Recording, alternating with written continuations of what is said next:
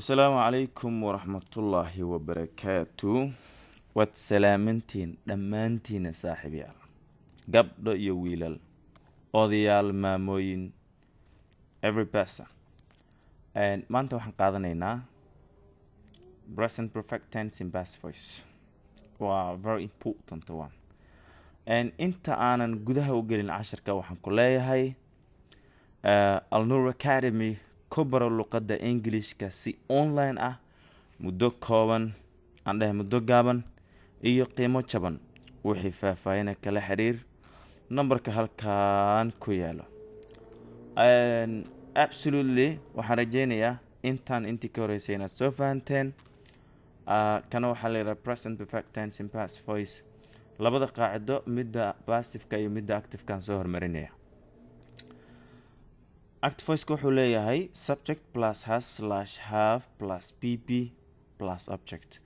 kan marka pp ayuu qaadanaya xitaa markuu tense-ka caadiga yahay because present perfect waay.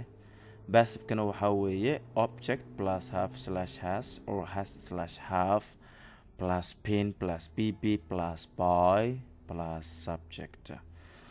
I hope inaan fahmayno.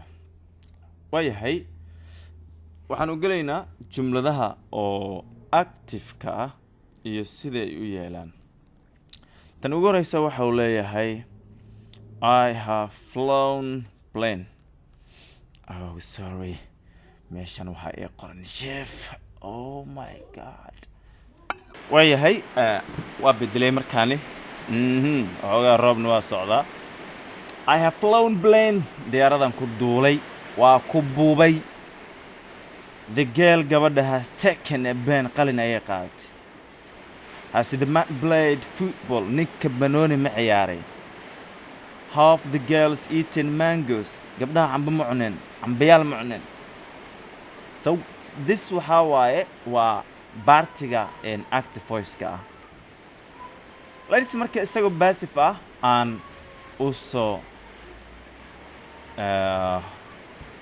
gudubno.